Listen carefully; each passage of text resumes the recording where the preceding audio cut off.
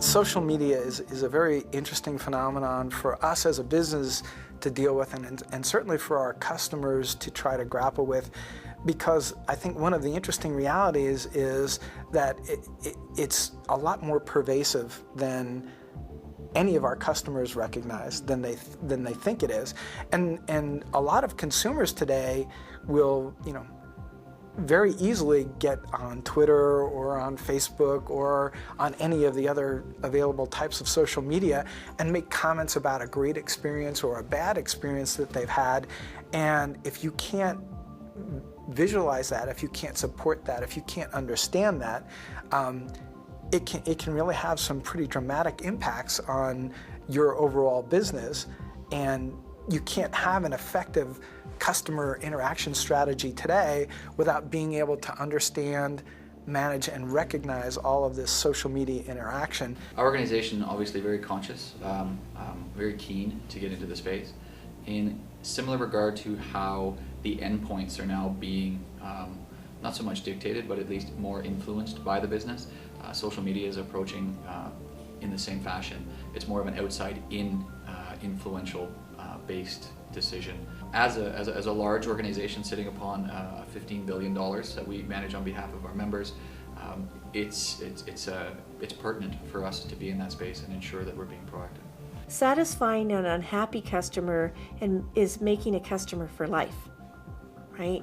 A customer not telling you that he's unhappy will go away and you will never know it. So people tweeting and using social media to express their displeasure truly allows companies now to know that customers are unhappy, but you need to take the right actions. One of the big things for us when it comes to ensuring that the technology is transparent to the process of facilitating service delivery is monitoring how our customers interact with us.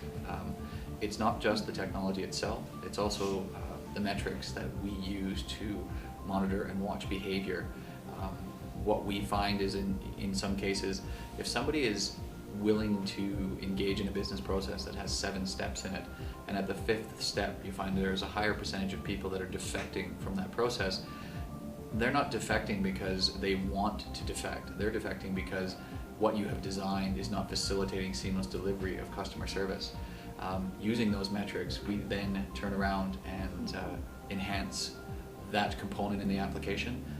That facilitates our ability to quantify and objectively measure and deliver the results to the business in terms of what the cost avoidance or the customer improvement component would be of that development. I think that customers need to stop and take a breath. They get wowed by too many applications and too many steps all at one time. I think you have to take baby steps. If you're adding new technology, maybe it's better to do a proof of concept and put a lab in and allow your agents to come and play in that lab and get to know the features and the functionality.